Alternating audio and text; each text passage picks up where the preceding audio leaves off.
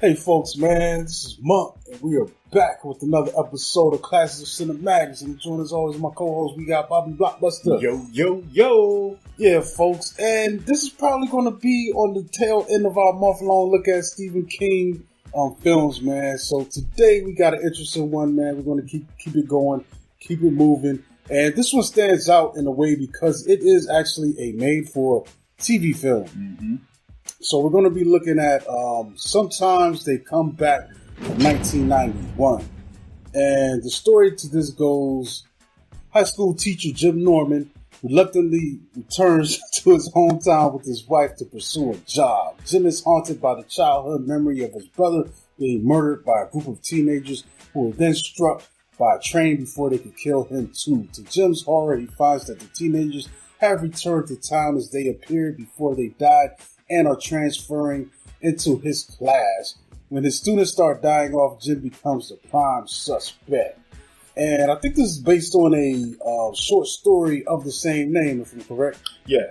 Mm-hmm. It came out of that short story compilation, Night Shift. So we've gotten, I think this is what, the fourth or fifth adaptation that we did just out of this compilation book alone. Mm-hmm. Yeah, Night Shift put in work, man. Yeah, they got a lot out of that. Well, let's get into this cast as well. So, we've got an interesting group of people. Right here, we got Tim Matheson, we got Brooke Adams, Robert Russler, Chris Dimitrov, Robert Hyde Gorman, William Sanderson, Nicholas Sadler, Bentley Mitchum, Matt Nolan, Tasia Valenza, Shad Nyerges, T. Max Graham, William Koki, Duncan McLeod, Nancy McLaughlin, Zachary Ball, Dick Solowicz. Wow. And Rodney McKay. And honestly, I don't recognize any of these names. No. There are a few people though that I do recognize are going to be in other films or other, TV shows and stuff like that. Especially Richard Lawson, who's the guy in here who looks like a great value Matt Dillon. Mm-hmm.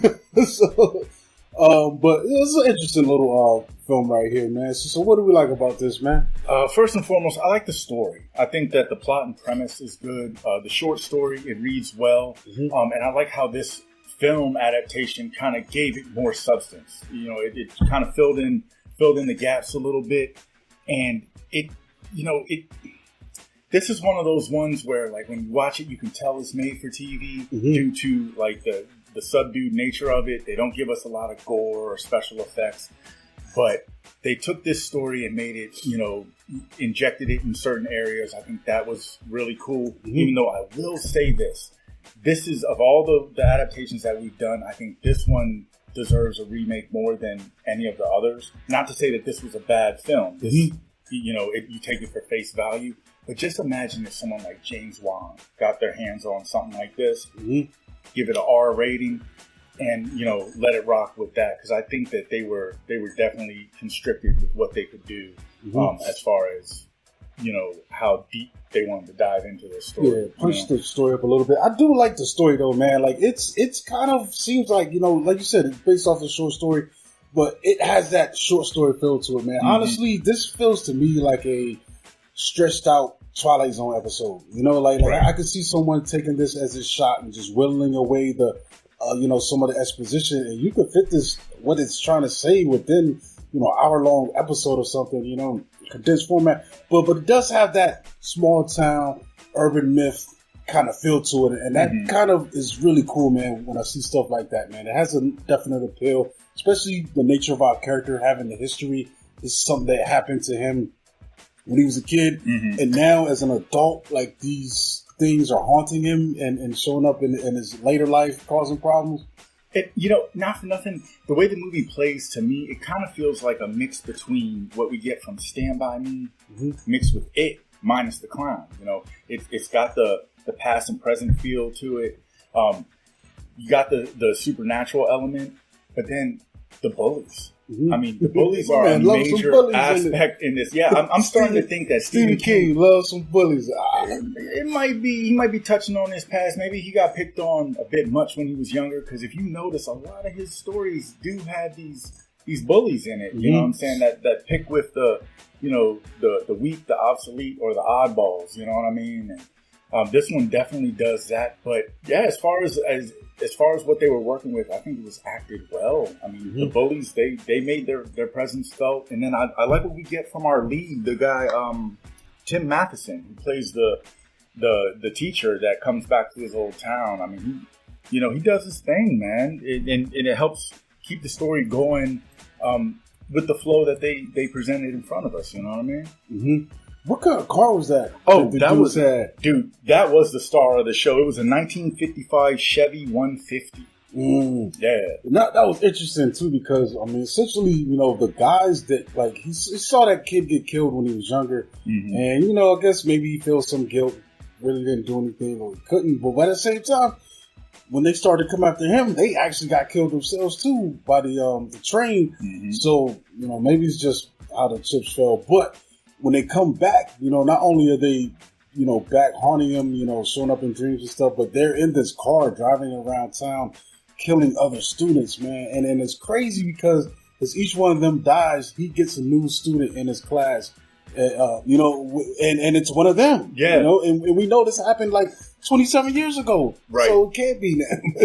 It's wild too, because the whole 27-year aspect, that's exactly the same amount of years that it took for it to come back. You see what I'm saying? So you can tell that Stephen King intertwines all of his stories in some way, shape, or form.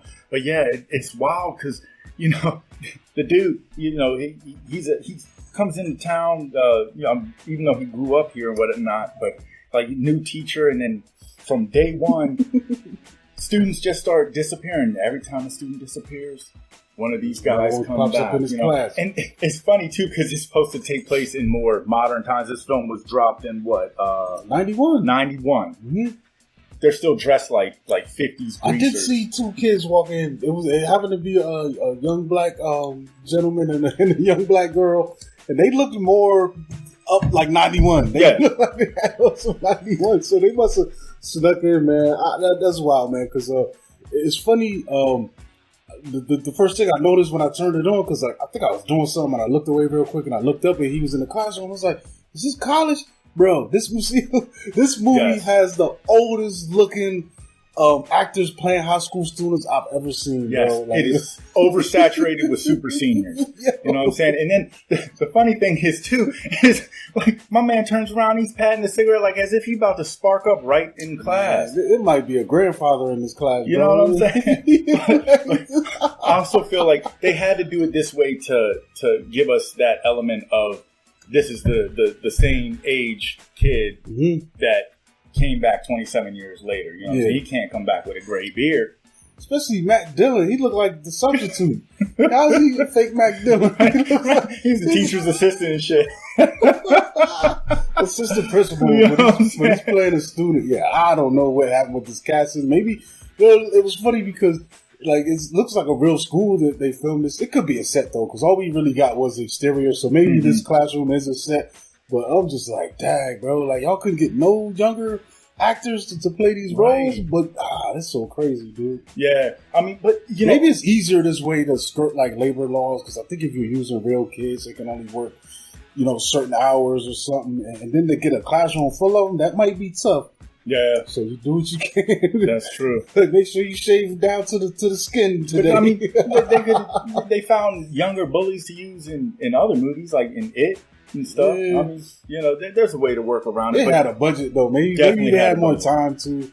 Maybe that could be a factor. And I think also, due to the budget, is why we didn't get a lot of the gruesome aspect. You know what I'm saying? I mean, these bullies, they're pretty much in essence taking students out so they can come back, but they didn't show us any of the the horrific nature of how they were taking these kids out, minus the first one, that pretty much he looked like he was riding his bike and then just lost control and fell off a bridge.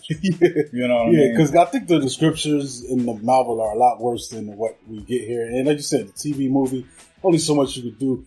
And budget. But later on, we do get images, because it's like he's seeing them out before they died, how they look. But then later on, we see the fiery crash explosion version of them, you know, later on when they come to his house. So I think that's interesting. But it's also a thing too that's going on where he's the only one seeing these people. Yeah. You know, like, and it's really weird. And I think they choose how they want to appear. Sometimes the students can see him, and I guess they do that so he doesn't look too crazy, you know, like he's talking to himself. But then there's weird stuff like they don't appear in mirrors and things like that. Like it's yeah, you know. And maybe they can't be seen by everybody else until they actually take the body of the person they're going to replace. You know what I mean? Yeah, it's after the you know, when they come back. But I do like. But they're messing with him the whole time before they get back to the classroom. I mean, they're even messing with him in his dreams. Like his wife hints on the fact that, you know, he's having these night terrors about this whole incident that took place. I mean, obviously he lost his brother, and then he feels at fault for it because he chumped up, he didn't help out and everything. But at the same time, these bullies are, you know, holding it against him, saying, "Hey, man, it's your fault that we're stuck in this, like, you know, paradox of you know, heaven and hell, but I don't anticipate that they plan on going up. So what you in a rush for?" You know what I'm saying? Like, they want to make things right, and that's one thing that you can tell that this definitely plays as a short story, because there really doesn't. There's not much motivating them outside of them the bullies wanting to relive this event. But then what do we get from that? Are you going to get to relive your life? It's weird because it does start off with that voiceover, and he's like, "Yeah, sometimes you, you know, when you go back to the place where bad things happen, it triggers memories of the event and to learn a lesson." And I'm like, I think I learned the lesson that day, and it's going to stick with me for life. Like what? Like, it's crazy. This man. was one where the narration didn't really give us any perspective. It was just like, it set the tone for the film, and that's great. But like I said, there's so many. They could have left it out. Yeah. There's so many holes in this story, and that's how you can tell that this was adapted from a short story. But I think in the right hands, I mean, it still could, you know, be something. I feel like the voiceover was more to just to speed things along, because if we had to sit there and figure it out ourselves, like, you know, some of these things, then, you know, but that's probably just flaws with the script and not having a lot of time to really work on it and develop it and put it together. I mean, like I said, it's made for TV. And the thing is, like you can obviously see you get what you pay for. Later on, as King's adaptation, I mean, this is kind of the same era, though, that we started to get It and other. I mean, this just came out the year after It. But then we getting Langoliers and all those things. And what's interesting is, as those series start coming out, you see the cast actually get deeper in what they can get with the cast. You could tell they're hiring better writers and they're putting more money behind the stuff altogether because of the success of It, the people that were tuning in, it's like, all right, we can get this many people watching. Boom, let's get some money.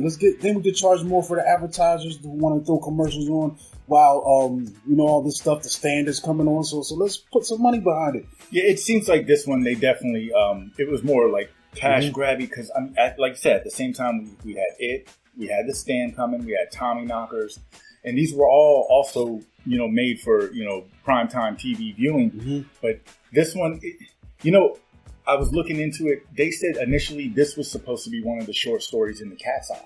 Yeah, that too. Yeah, I did see that. You know, but they felt that the story had a little more substance and was more interesting, that it deserved a feature-length film. Yeah.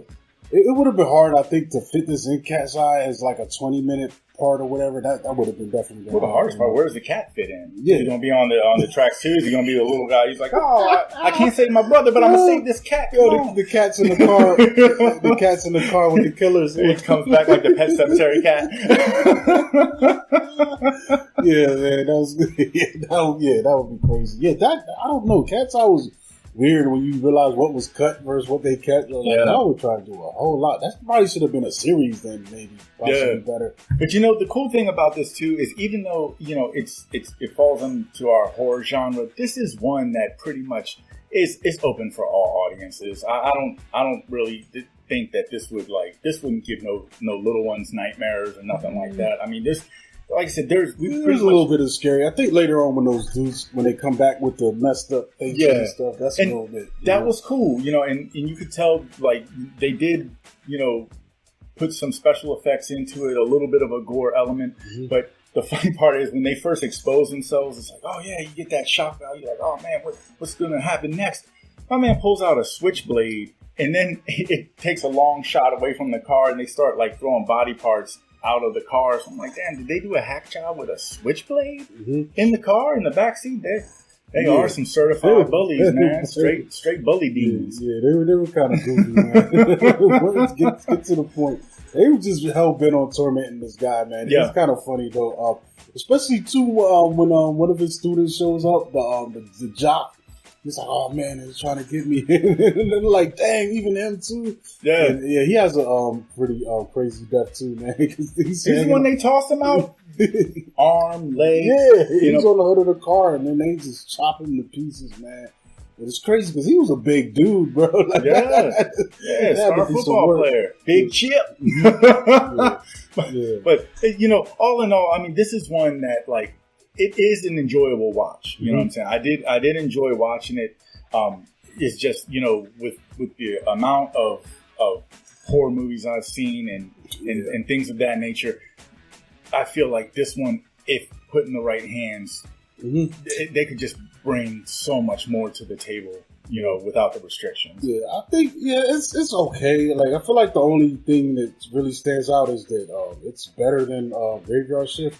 Yes, it is. Like it's a way more engaging watch than that. You know what I'm saying? But it's okay, man. You know, I don't put it in a higher tier. I feel like if you are a completist, check it out. You know, if you love everything Stephen King.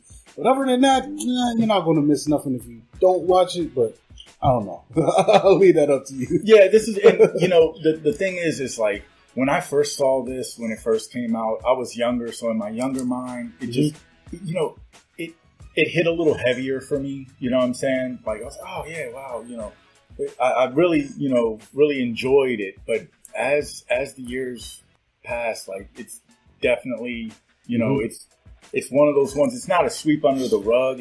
I definitely suggest watching it if you haven't seen it, but it's not going to knock your socks off. It plays like a Lifetime movie almost, with a slight, you know, supernatural element. With a darker edge. This would be like a Halloween Lifetime movie. Yeah. It's like if you want to keep your Halloween party like non-R rated, this would be the way to go. You know what I'm saying? Yeah. Anything else stand out to you? I mean, outside of I thought the bullies were cool. Like I said, the car is the standout. I mean, this one's pretty much cut and dry. I mean, you tell they just. I feel like they didn't have the money to really work with to make this. Or the time, you know. And I'm glad you said that. You know, they shot this film in 30 days, bro. Wow. 30 days, 1 month. This is what 1 month will get you. And, you know, yet again. I feel like that was kind of long for what we got. I mean, I don't know. I'm also used to Tyler Perry shooting films in 5 days. Yeah. So I don't know, really. I don't know. But then, I don't know, like, I see things now as well that are really good, and they've only, they shot them in 12 days, but also at the same time, this film is kind of a little bit complicated in composition. I mean, you got the car scenes, the chases, the train stuff. So there's a lot of stuff that it will probably take a lot of time to get done versus a film that maybe takes place in one building, or you know what I'm saying, or just interiors of buildings. Like, that's a lot quicker to film these days. All you got to do is get your people to show up, put the cameras on them, and boom. Versus this, you got a lot of moving parts. Like, even there's a little bit of stunts and stuff in here, and like I said, special effects and makeup and things like that. So maybe that's and the three elements. I mean, you got the past, then you got the present, then you got the school. So you know they gotta decipher all that. Plus with the train situation. But I mean, all in all, I mean, like I said, it's a very interesting story. You know what I'm saying? So I think that they just, you know, someone needs to, you know, buck up and try and give this one another crack, because I think it could really hit a home run in the right hands, you know? Yeah, I think that's it then, man. We could wrap this one up. This has been our discussion of Sometimes They Come Back from 1993, man. This is Monk. Catch me at Monkey Blood on Twitter and Instagram. And you can follow us at Classics of Cinematics on Instagram. And follow the From the Canopy Network at FTC Net on Instagram. And this Bobby Blockbuster, you can catch me at Bobby Blockbuster 118 on Instagram. Yeah. All right, folks, we out of here. Happy Halloween.